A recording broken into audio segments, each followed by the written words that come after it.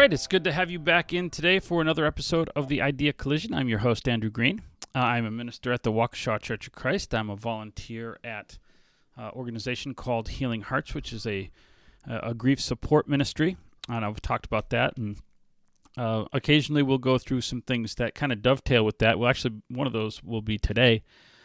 We have finished up our opening kind of for this podcast has been a kind of an 8 or 9 episode discussion of the concept of truth. I think it was important to establish truth, the discussion of how we discuss it, how we come to it, how we got to the opinions about truth that we have. In fact, we're going to go back to that a little bit to jump off from that concept and talk about some of the consequences of that, and as we go through some of the personal things that happen, we opened up with a discussion. The first couple of topics that we discussed were like a discussion of how we get from one generation to another, the things that generations do that impact the following group of people. And that's why we began from truth, I think, to figure out why different generations have different perspectives and the perspectives that they have. How did we get here where we have generations that are younger with a different priorities? Not that it's universal that young people have this view and older people have that view, but there are tendencies. There are things that we are more alert to or less sensitive to, whatever. Things change. And I think when we have this discussion, it's important that we recognize, when I look at any discussion like this, I look at it from a perspective that I have from the way I was raised. So when we're discussing generations, especially, and it's typically older people that I think want to discuss this, I'm 50, or someone's 70. The tendency is going to be to want to bash the younger generations. Like, you guys don't do like we want to, so therefore, obviously, it's wrong. I don't think it really accomplishes anything when people do that, because the fact is that, first of all, it treats them as though they just suddenly, spontaneously arrived where they're at without any help from me. And the fact is that I'm a part of this this chain that got there. So if there is a negative aspect, of course, it's partly owing to me as a part or my generation. And the other thing is that, another thing is that it doesn't really produce anything. Bashing somebody doesn't really produce anything. And thirdly, the fact is that every generation has some positives, things that it is alert to because of how it got there that have positive applications, things that maybe were ignored previously. Now, maybe some of the things that they were in tune to that get ignored now would be things to pay attention to. But we all have our own values and ways that our generation is positive.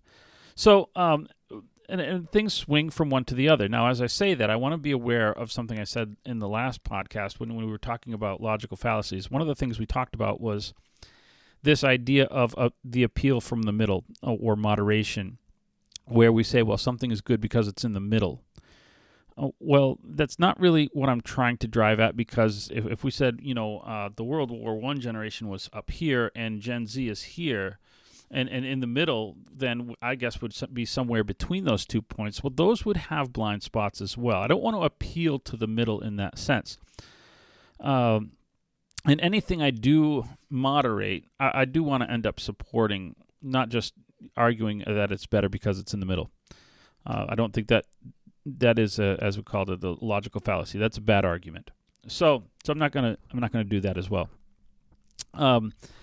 But one of the things specifically we're going to talk about and try to identify a little bit more clearly is something that younger generations are much more in tune to, and that is something called mental illness. And we're going to discuss that a little bit today. Maybe in some cases overemphasized, and that's one of the things we're going to address. Not that mental health is something that shouldn't be emphasized, but that it is maybe overdiagnosed. It is maybe overmedicated in that sense, overemphasized, or maybe the particular types of treatment are overemphasized. That is not my opinion. That is the opinion of a lot of professional people. It is also my opinion just from observation. And so, it's probably, over-medication is probably not the opinion of people who produce and manufacture pharmaceuticals. They probably would not be so opposed to over-medication. But I think a lot of other professionals are in the view that that we've kind of strayed too far that direction. And we don't want to go to the suck it up buttercup mentality either. But there is, again, there's a line. When I was I should say when we were homeschooling. We've homeschooled twice. We're doing it again here. But our first trip through, one of our children was having school problems. We had tried a lot of different things to get past the hump of her education, and so we were having difficulty. And a very intelligent child, just some particular classes were very difficult, and so we're like, maybe we need to consider something that's it goes against the fiber of my being to it's just my nature is to want to underemphasize that in reaction to. So I said, my wife thought we maybe need to get her checked out. In terms of maybe she has learning disability. It doesn't mean she's, unintelligent. So we actually talked to a woman who evaluates for the state. She follows up. One of her duties is, I don't know if she still does that now, but at the time, she had been doing it for over a decade, I believe, working for the state of Minnesota and evaluating people who had been, suggested to be looked at by teachers in some cases where teachers could actually prescribe medication or suggest medication. So, and so she would follow up on those evaluation diagnoses and make sure that they were accurate. She said something interesting to us because we're like, does she have ADHD or whatever? Or what? I guess I used to call it A.D.D. because that's what they had to add a letter to me and confuse me. But I said, is it possible? This is what she said. She said, in my years of evaluating this, I've really only ever found like a few. I can't. It's been a while since we went through this, but she either said a few that were legitimate cases or a few that rose to the level of needing medication, whatever it was. Her opinion was that likely after spending an afternoon with our daughter, there was nothing wrong. And she just, for whatever reason, she had a block. Well, flash forward today, and here we are in high school, and she's doing she's doing algebra, she's doing factoring equations and all sorts of things. So she's got no problems, and we never. A single pill never went down her throat. So I believe that she was right. It's a little bit over-medicated. It's a little bit, not that there's not a need for mental health awareness. And we're going to discuss that. But according to, I went on to a website just to see what is the prevalence of mental health things. Because a lot of things I think get thrown under the medical health umbrella that shouldn't be there. And that's kind of where we're going to talk about. I think there are issues in society, but a lot of them just get labeled with a broad brush, or painted with a broad brush, as I mix my metaphors. And it's called the National Institute of Mental Health, had a statistic on their website here, and let me show you that website, just a screenshot. That if you can read that, 1 in 5 people suffers with some degree of mental health. I thought, man, Okay, so if I'm trying to process this information now, this is official. This is a professional website. They deal with this, and that challenges some of the thoughts that I have, some of my perceptions, and some of my experiences. So I said, how is it possible? These are just some questions to ask. How is it possible? I realized that previous generations probably had a little bit of a blind spot to mental health. They called PTSD, for example, shell shock or whatever. Just, get over it. Okay. But 20% is an epidemic. 20% of people in a society suffering from something is an epidemic, especially something physiological, biological. So I'm not saying that's not a problem, but it seems like that even if you don't know what it's called, you should recognize that 20% of people having major issues is a problem in your society. So that was a problem. I had a question that was raised with this statistic. I said, okay, well, how maybe there's a difference then between the generations. Maybe this wasn't an issue back then. Okay, but now we have to go from not being much of a problem in only the last 30 or 40 years. What could cause such an explosion in mental health problems? I mean, to go to 1 in 5, that's a major problem, biologically speaking. What could physiologically cause that level of genetic issues in people?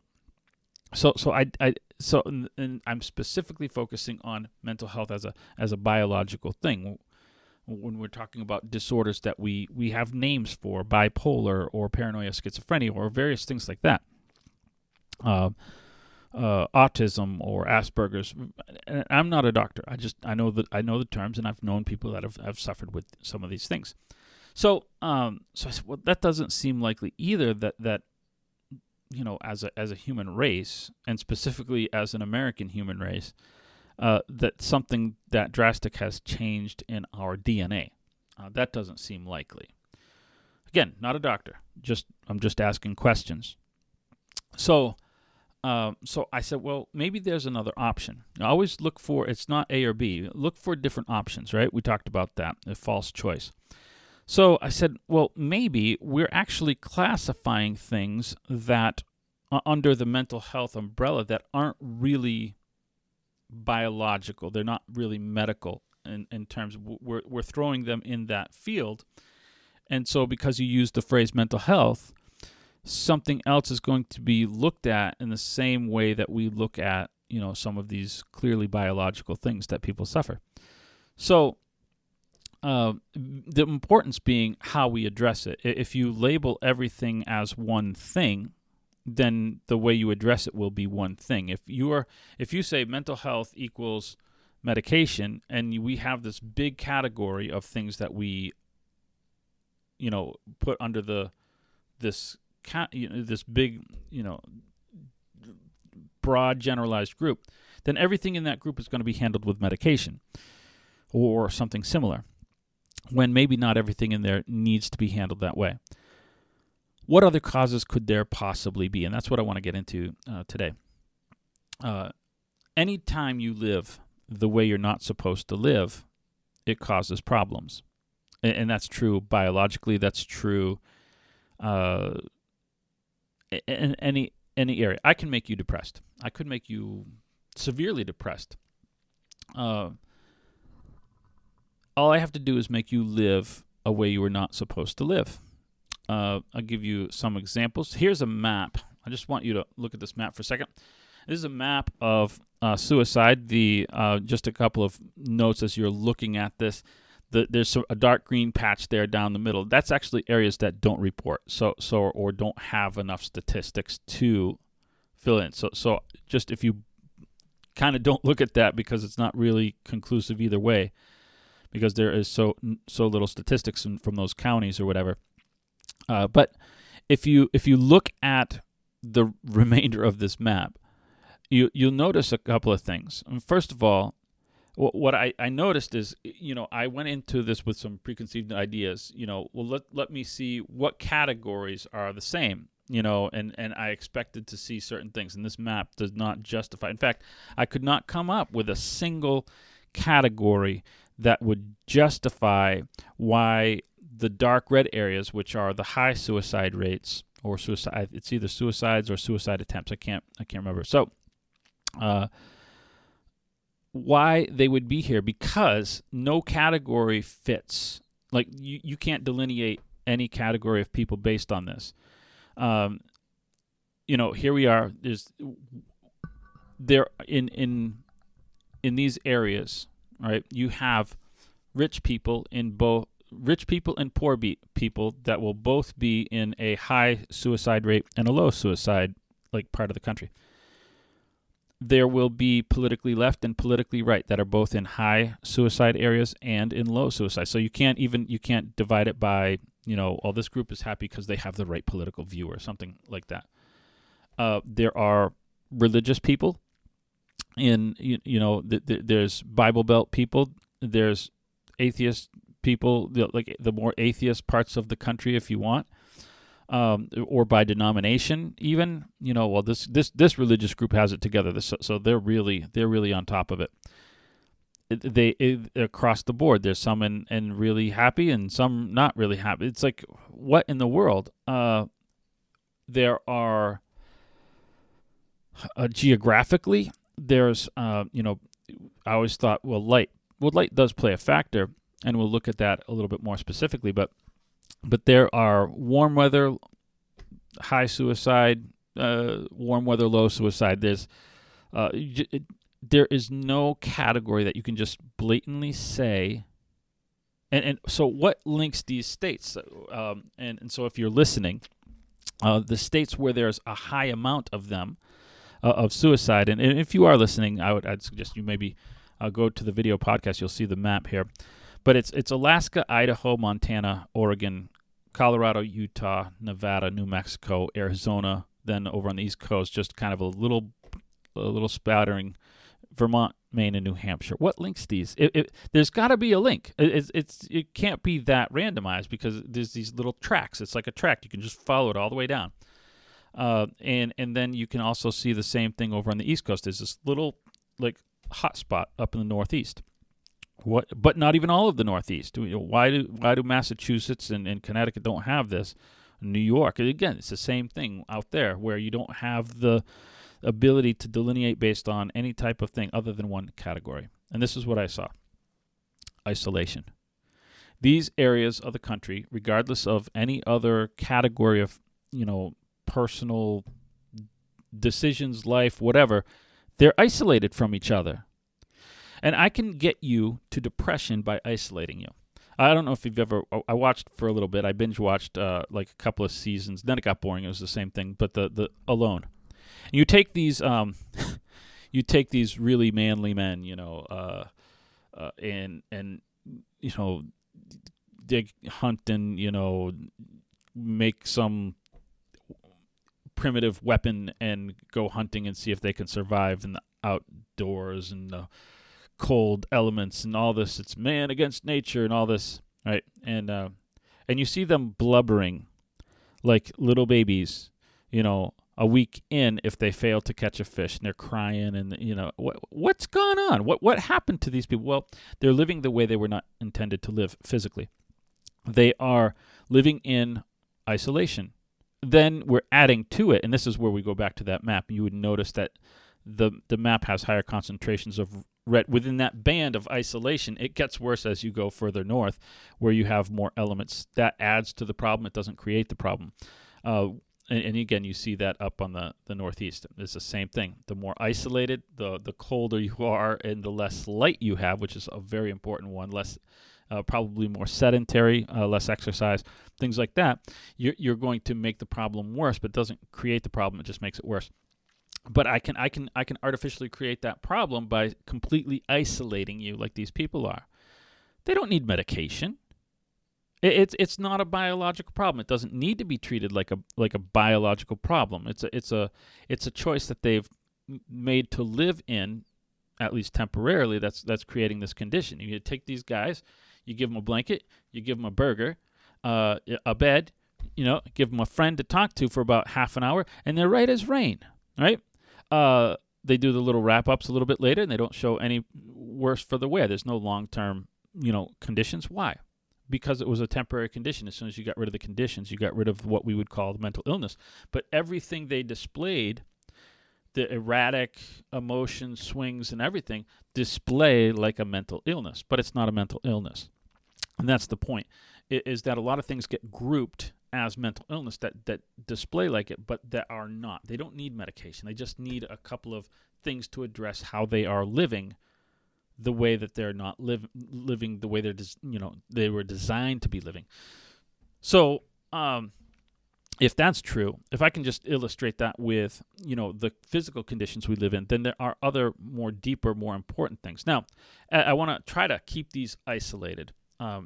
They will overlap because physical conditions do kind of overlap with biological. Those are related. But I'm just trying to keep them isolated to separate out some of the effects. So let's move on to another one that's a little bit more significant, and that is emotional things. When I talk about emotions, I'm separating this from the physical conditions or the effects of physical conditions, because we talk about some of the emotional things that are happening to a person isolated in the middle of Alaska hunting for his food. But I'm talking specifically about things that have happened to us. I was designed to live a certain way and be in certain conditions, ideally, and when things happen to me beyond my control specifically, it affects me emotionally. And there's various levels of things, from minor to severe, and so it's going to have minor to severe effects depending on what period of time this occurs over. So mental, verbal, physical abuse that depresses us, and the severity of it, depending on the severity, you will need less of it to get you to that point. If you gave me a really bad insult, one time in my life, it's probably not going to leave devastating effects. I'd remember it, and at the moment in time, I'd get pretty ticked off, but it's not going to leave depressive mental health, what people call mental health issues. But the more that occurs, or if it's a one or two times event that is extremely severe, then it might produce like a PTSD or something like that.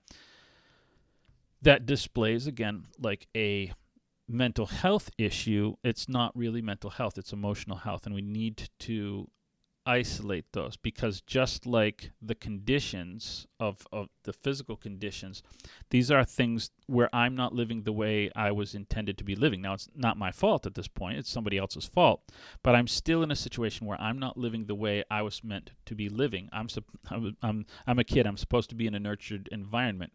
Someone has removed me from the nurtured environment, and so what I need is not to fix myself with medication, which is happening a lot of times because teachers have no idea what to do, so they need to medicate or think they need to medicate.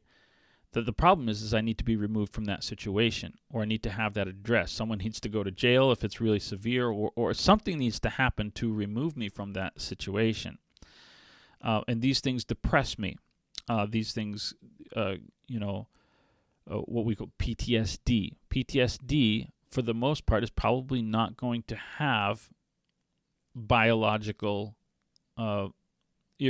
irreversible effects. It might have long-lasting effects, and they might be impossible to get out of my psyche completely, but I can learn to deal with them through certain things. Maybe temporarily, even medication would be something that would be necessary. I'm not a doctor, but I know that this is emotional, and emotional is going to be fixed by fixing the emotional problem. When I'm not in that situation I was designed to be in, when I'm in the structure, we talk about single-parent homes. I was raised in a single-parent home. Not going to badmouth my mother. That was just a situation I grew up in. Well, there are lots of different types of single-parent homes. Mine was more stable than most. Had a certain degree of instability, however, even still. Some, there were things that I didn't have as a result of that. That led to there were emotional consequences. And so, I had a church that was fortunately we had men that were able to step in and kind of fill in where a dad would have done. My mom was busy being a mom and a dad, in terms of providing. So there were things that I missed in other areas. They did the best they could to kind of create the conditions for what I would have. Did they do it perfectly? No. Were there effects? Yes. Some single parent homes are really traumatic because there's an opening for, say, predators and I'm trying to keep this very non-specific. You can catch what I'm trying to say. It leaves you open to anger issues and abuse and various things like that. Or even neglect because it's a lower supervision type of a situation. So these are long-term going to have effects. In these homes, you're going to see much more influence of technology because they're not supervised. And so now we have other things, other influences coming in. So these have real effects, and for the most part, the treatment is not going to be medical, or it shouldn't be. I want to get to another area, and that is spiritual. I'm classifying this again, even though spiritual have emotional consequences. Largely, when I talk about spiritual things, I'm talking about the results of my decisions, things that I can control. Living in a spiritual situation that I should not be giving myself these conditions. Not living in that is going to have effects. So I might be living with guilt of a past decision. Guess what? Guilt is a consequence, and it has physical, sometimes even physical effects. Or lack of forgiveness for a harm that's done. I know it's like, what are you saying? Someone legitimately did something to you. Yes, and forgiveness, a lack of forgiveness can fester inside of someone and have physical effects on people. We develop habits, addictions. We make decisions, avoidance, some of these things that we've talked about in previous things. We develop unhealthy relationships to help us deal with these, and which only promote further harm. And again, for the most part, these things are not medical. There is a opportunity for some of them to transfer over into these from any. We can get into, the caveat would be, when we're dealing with some of these emotional and spiritual consequences, people can use substances to avoid those or do other things that require hospitalization, self-harm. So in those cases, obviously, medical treatment is necessary. I'm not throwing a blanket statement over this and saying, medicine is never needed. There are, in fact, sometimes, if you've dabbled into extremely hard drugs, there might be long-term, irreversible physical damage that is going to need long-term medical attention. So that is a real thing. But for the most part, spiritual problems that cause me to live in spiritual, with spiritually or physically resulting spiritual consequences, are just going to simply need that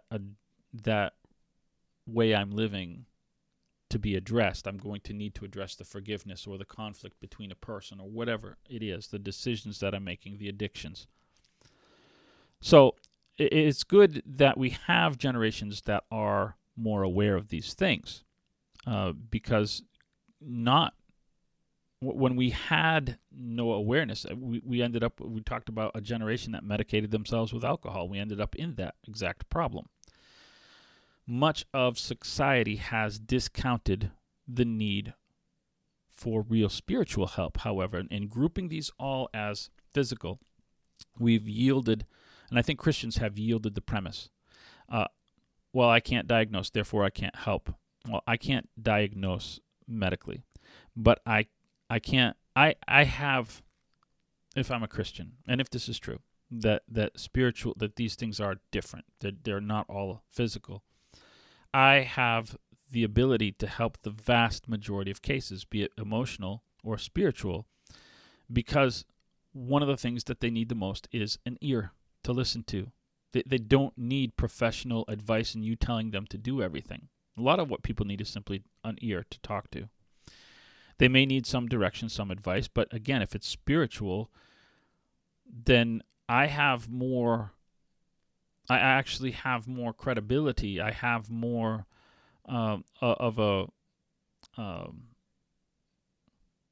I have a better direction for them to go than someone who's going to throw a pill at them.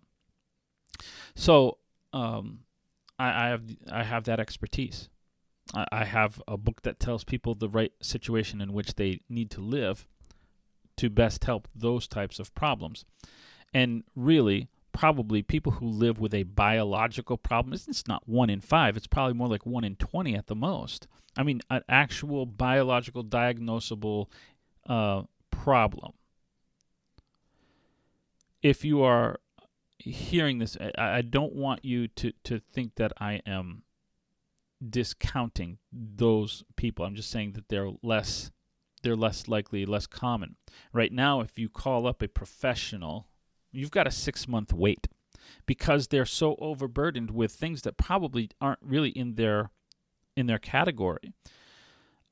Suicide. Okay, suicide needs medical attention immediately, but it probably doesn't come from mental health. It probably comes from emotional health. It probably comes from spiritual health. There's probably something in there, something they did, something happened to them. Almost always. So, if your need is more specifically emotional or spiritual, what you need to do is find the place that addresses that better. And I can tell you right now that you don't need a 6-month reservation. Unlike medical professionals, you don't need a 6-month reservation to go find a church. You don't need a 6-month reservation to find yourself a support group that addresses your specific need, like Celebrate Recovery if you have substance abuse, or like here in Waukesha we do Healing Hearts with someone suffering with grief from a spouse loss or a divorce or whatever. There are those things that help and address those needs and don't need to get into the professional help, except in severe situations. So we have an overburdened group of people because everybody has grouped this into one thing that it probably doesn't naturally belong in. So I do hope that you maybe think of somebody, and if you hear something in here that you just say, I have struggled with this. I need somebody to talk to. I'm always available to be reached out at. We have there's in our links. There's ways to get a hold of us. If it's more personal, you probably don't want to leave a comment in some of the comments. You can always find me through our website, through our church website. You can email me directly, I encourage you to look at some of our links. Listen, subscribe if you find this kind of meeting some of your needs, and I hope that this challenges you to think a little bit differently about some of the things that we are going through as a society, and yet still validating the need for this area of our lives. So I hope you have a really good week.